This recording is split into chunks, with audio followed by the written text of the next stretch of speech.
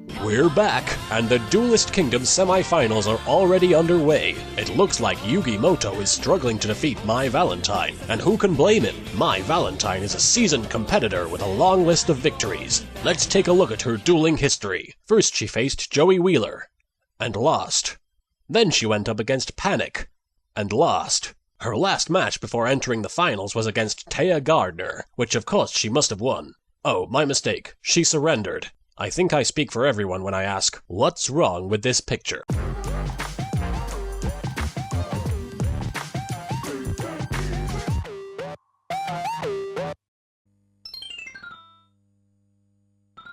Hey everyone, my name is Sean Arnold and welcome to Yu-Gi-Oh! Legacy of the Duelist, episode number 113. This is my online ranked series where currently I am taking different characters from the older shows and trying to build a deck in the modern era for them.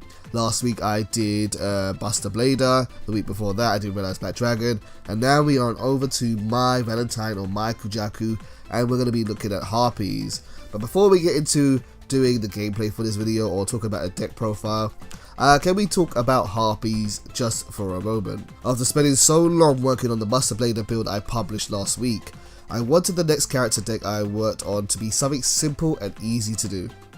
Harpies are an archetype I have visited many times before and felt very comfortable in building. They're very similar to Gravekeepers, another level 4 style deck that has been able to survive since their release over a decade ago. However, what I actually found was that my previous understanding of how to build and execute a Harpy deck had actually become severely irrelevant, and through deck testing, I found myself challenging my fundamental knowledge of what makes this deck work and what doesn't make this deck work. Upon reflection, if I were to give it a reason for this, I would say it's due to the game's balance. I would describe Harpies as a deck which is balanced for an age prior. They've learnt to fight with knives when other decks are currently using guns. And because of this, they're beginning to lose what little relevance they already have or arguably have in the current environment. Monsters are stronger than ever before, being both durable and powerful. When you can summon a card like Blue Eyes White Dragon for practically free and go to Rankates, Synchros and Fusions so easily, little 1400 plus attack monsters really don't stand a chance. And where a Harpies can overcome this by depending on their rank 4 toolbox, with more monsters having immunity to target effects and destruction, the rank 4 toolbox has lost a lot of its impact.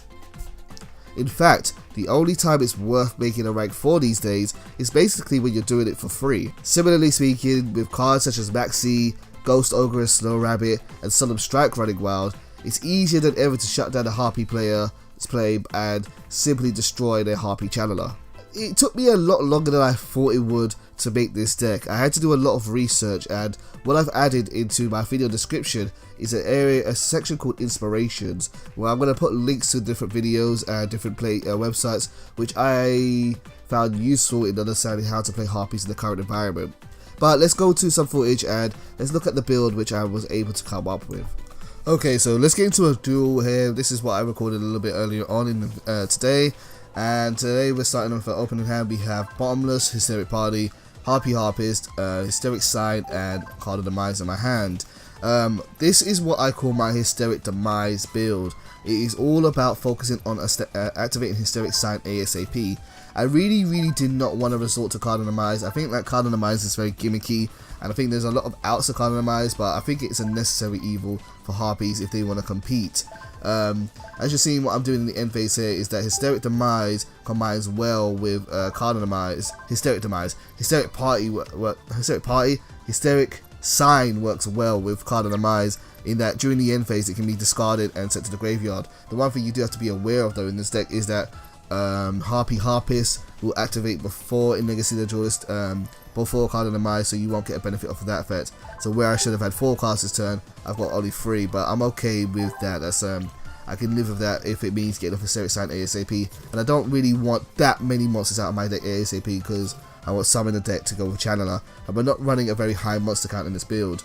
So I've got a nice board set up, and this is the kind of play you want to make early on into the deck with this build. If not on your first turn, and then definitely your second turn, if you want to kind of compete against some of the high decks in this format.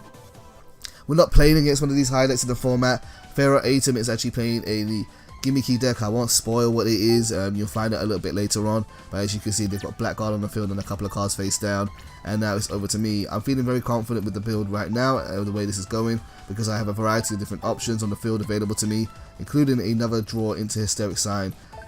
What's good about this build is that it thins through the deck quite easily. I've managed to get through 12 of my cards in my deck within my first turn or so, and that's pretty good.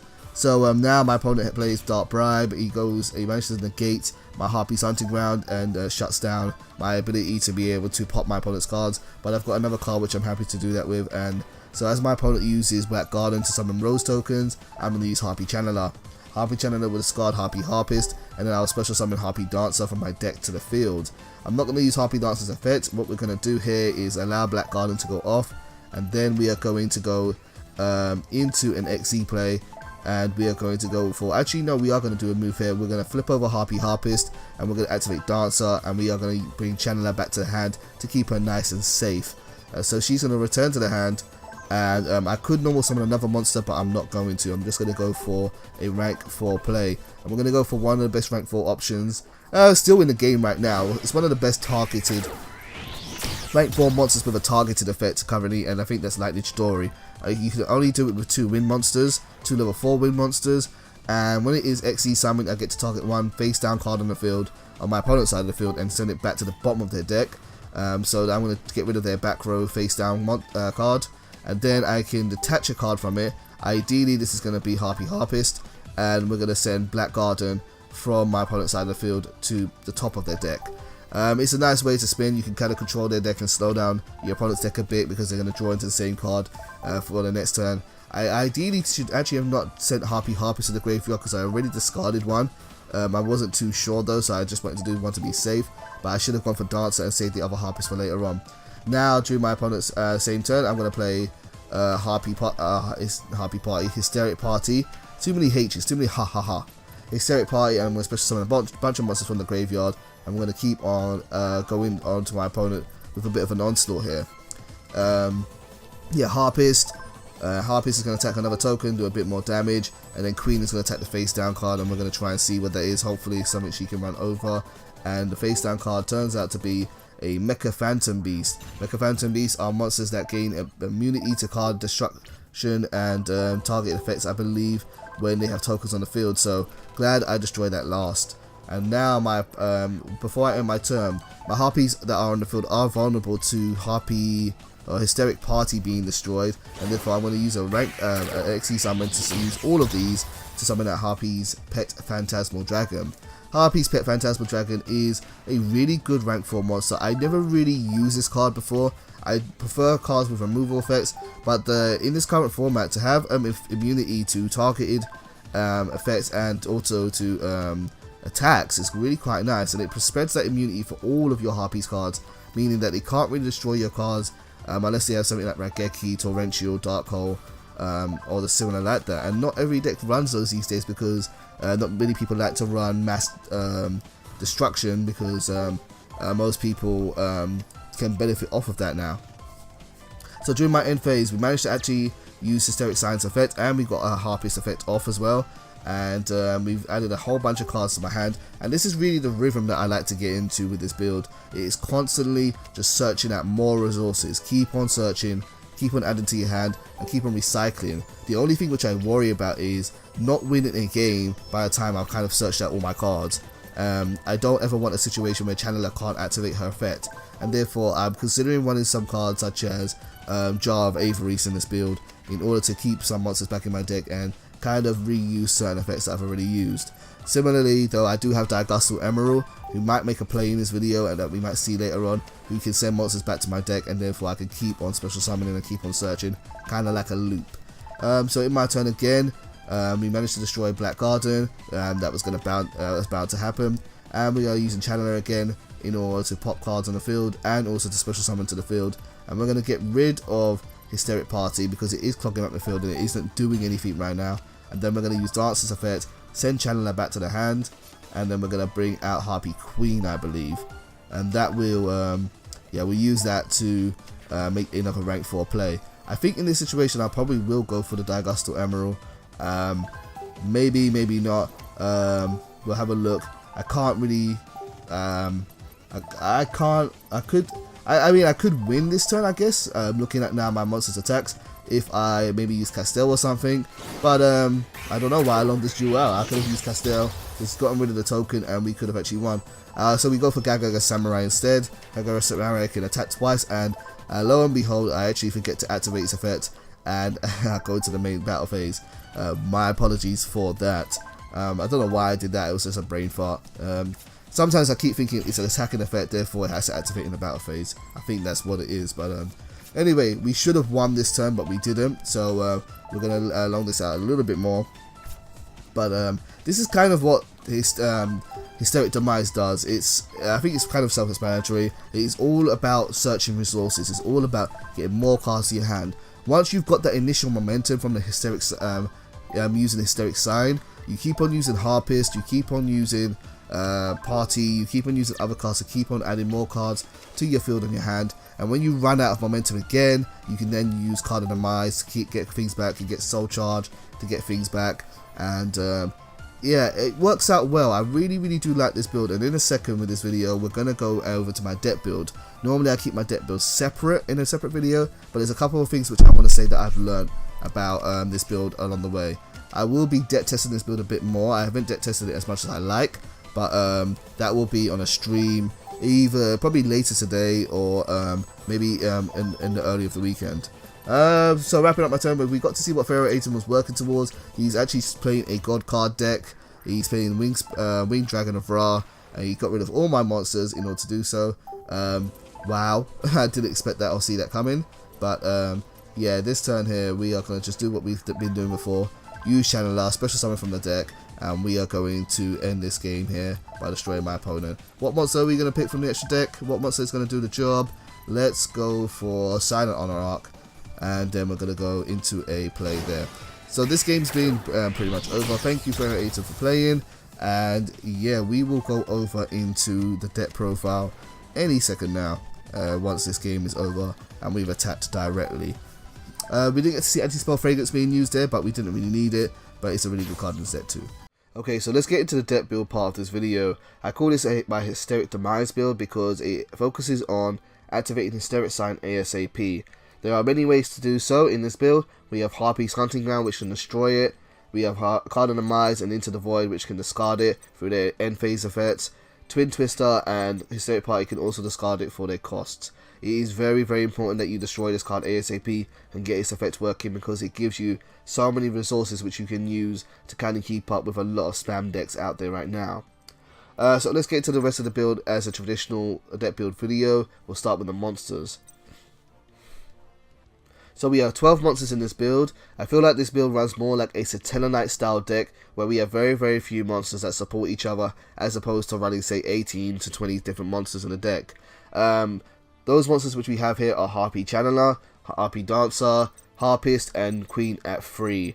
Channeler is your special summon card. You discard a Harpy card and special summon another Harpy monster from your deck. It comes out in defense position though, so ideally you would use that monster to go to a rank 4 play, or you would use something like Dancer to bounce it back to your hand, and then normal summon something else to the field, and then go from there.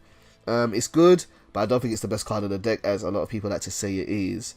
Dancer is a good card. Dancer is, as I just said, has the effect where she can give you an extra normal summon per turn by returning one win monster on the field to your hand. You don't have to do so, but what I like to use Dancer the most for is protecting Channeler, putting her back in my hand so I can use it again on another turn, and then bring something else like Harpist out into the field. I consider Harpist to be the best Harpy available to us. I think Harpist's effects are really good, and you can use each of her effects once per turn. Her first effect is that when she is normal summoned, you get to target one winged beast monster on the field, and one monster your opponent controls, and return them to the hand. It's a really good targeted effect. You can use it with Harpy Dancer, use Harpy Dancer to summon a Harpist, take Harpy Dancer back to your hand, and then you can get rid of an opponent's monster, and if it's from the extra deck, that's even better. For the second effect, when this card is sent to the graveyard, during the end phase of your turn, you get to search out Dancer or Channeler. It is nice for that. Mostly you get Channeler out, it keeps your card count up, it makes it sure that you're not really losing a lot of resources, and you can use it to pay for the cost of Twin Twister, and Hysteric Party quite easily. Last but not least, we have Harpy Queen. The reason why Harpy Queen is so good in this deck is because she can discard herself and add Harpy hunting ground to the field, to your hand. This is good because you can keep your resources the same amount. You can add more cards to your graveyard, and if you have Card of the Demise or Into the Void in your hand, you can swap her out for a field spell, put that on the field, and then you don't have to worry about discarding her during your end phase of the turn. She's really versatile in this deck, and she does what she does, and she does it well. Moving on to the spells, we run 3 Card of the Demise, and this gives you more draw power. I use this either earlier in the game to start making my plays quickly as possible, or I use this as a safety net so that when I run out of momentum, I have something to help me draw more cards later on. It's really good for that, but it does stop you from special summoning, so you really have to play around this card and use your ingenuity a bit to make it work. 2 copies of Harpy's Hunting Ground. This is a really good field spell card, which whenever a Harpy monster is normal or special summoned, you get to destroy one of your opponent's spell or trap cards. You can destroy your own cards too, so if you have a Hysteric Party that's dead on the field, or of course you want to destroy Hysteric Side earlier on, you can do that. Hysteric Side I've already talked about. Amazing card, is your primary focus of the deck. Instant Fusion, because this is a rank 4 build, so you can go to Norden. The only thing I want to say about Norden, without talking about it anymore, is that Norden does negate your Harpy's effects. Therefore, they don't come out as Harpie Lady, they come out as whatever they're called normally. And this is, only disadvantage about this is that you can't activate Hunting Ground while you special summon these monsters, so do be aware of that. Into the Void gives you an extra card if you have 3 or more cards in your hand. It synergizes well with Card of the Demise because it has an overlapping effect, and you can get Hysteric Sign to work using that card. Then we have Raigeki, Soul Charge, and 2 Twin Twisters. I like to run Twin Twister as well as Harpy's Hunting Ground, not because we need this much a spell trap removal, but you do need variety. Sometimes you don't want to play Harpy's Hunting Ground and use your monsters to destroy your opponent's spell trap cards, because you can tell they have something like Bottomless or Solemn Strike to hit your Harpy Channeler. Sometimes you just want to clear out their back row and then start making your plays, and therefore we've got Twin Twisters to do that. On to the trap cards. We have 12 trap cards like the monsters, and we are running 3 copies of Anti-Spell Fragrance, a really good stun card, a good card to have early in the game. If you can get it working, you can slow your opponent down quite a bit, and it makes them commit more resources to the field than they would like to, and therefore you can start popping them with Hunting Ground or Twin Twister. Ideally, what a lot of people choose not to do, a lot of people choose not to commit to the field. They'll keep their cards in their hand and they'll try and get a monster which can destroy this, so be aware of that. But people do know how to fight Anti-Spell Fragrance, but it's still a really good card, and that pressurizes your opponent. We have Trap Holes. We have Bottomless, Time Space, and Trap Hole Nightmare. We have these 3 because one of your best rank 4 monsters that you can go into on the first turn is, of course, Trap Tricks with Threlsia. It is one of your only real targets to go to on the first turn if you do need to commit to, say, playing Channeler early on. So those are around for that kind of pressure, and they are good and very versatile. Hysteric Party is there at 3. I like Hysteric Party at 3. I think it gives you way too much advantage to kind of ignore it. It allows you to special summon as many Harpie Ladies as you want from the graveyard, but you don't have to swarm the field with it. Even if you discard the same card, you can still use Hysteric Party and get some kind of benefit out of it. You can use it in your opponent's turn to summon something and pop their cards. I like it at 3, and when I test it a bit more, I might change it and take it down, and I'll be testing it over the weekend, doing some streaming, but I like it at 3 so far. We have 2 Quaking Mirror Forces, a good anti-attack card. It slows down your opponents. I wasn't sure whether to run this or Storming or Drowning. I'm going to test it a bit more when I do a stream this weekend. But yeah, Quaking Mirror Force, a really, really good Mirror Force card. And then last but not least, we have Vanity's Emptiness. As for your extra deck is really your standard rank 4 box. You put in whatever rank 4 monsters you have. We've talked about Norden. The ones which I will point out is Phantasmal Dragon. Phantasmal Dragon is a really, really good card. I didn't really appreciate how good this card was, but it makes it so all of your Harpies cannot be affected by monster with effects or for attacks. That is really, really good. A lot of people don't run non-target removal, and therefore they don't have an out to this, and they can't really stop it sometimes. Sometimes you can keep on doing this, and it lasts for a while. Also, this card can attack your opponent directly, so you can keep poking with this one. Phantasmal Dragon is a really cool card, definitely run it at 2. Similarly, Lightning Chidori is a card which you can only run in a wind monster deck really. It is a fantastic rank 4 monster. When it is summoned, you target one set card in the field and send it to the bottom of the deck, and then you can use its main effect to spin cards to the top of your opponent's deck. Really, really good removal card, has a variety of effects, and yeah, it's just fantastic.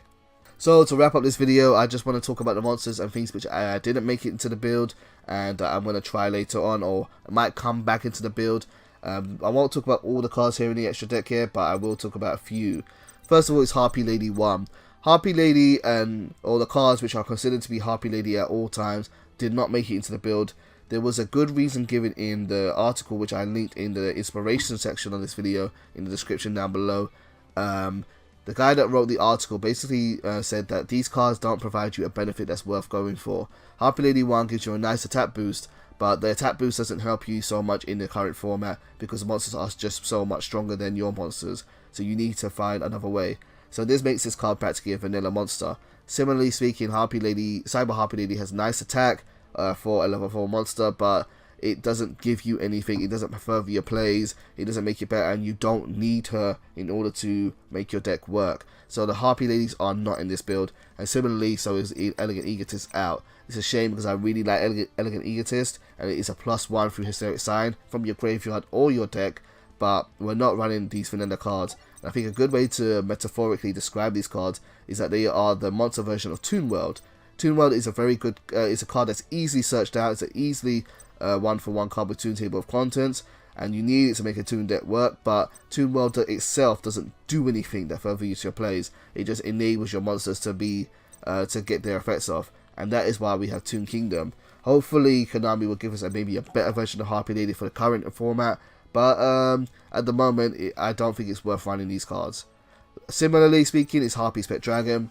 Harpie Spec Dragon again is fodder. It doesn't do anything. It's a level 7 monster that you use with Channeler to go into a rank 7 play, and the rank 7 monsters you can go into aren't so impactful where it's worth sacrificing your consistency to put this card in your deck. And even though there are many ways to get this card out of your hand, you really don't want this card early on in your game when you're setting up your board. Every card counts, and therefore Harpie Spec Dragon didn't make the build. And that's it, guys. That's going to wrap up this video here. Thank you for enjoying, for watching this video right to the end. Hopefully you enjoyed it. If you have any recommendations or what you would like to see me do in the future, please feel free to do so. I will be streaming and deck testing this build along with some of my other decks over the weekend, and I will make an announcement to let you guys know when I am streaming. And yeah, no, if you ever want to play against me, hit me up on PSN, the Arnold's Play. And yeah, I'm looking at the moment to do more videos with subscribers and upload videos. If you are someone who is an expert at a certain build or a certain deck, feel free to let me know, because I think it's great when we can learn from each other. I just completed a video series this week called the DDD Archetype Masterclass, and I worked with someone else who was really good at their archetype, and I learned a lot from them. And if anyone else is like that and wants to share their knowledge and wisdom, let me know, and I'll be happy to kind of set up some time to work with you. Thank you for tuning into this video, guys. I hope you stay blessed and take care.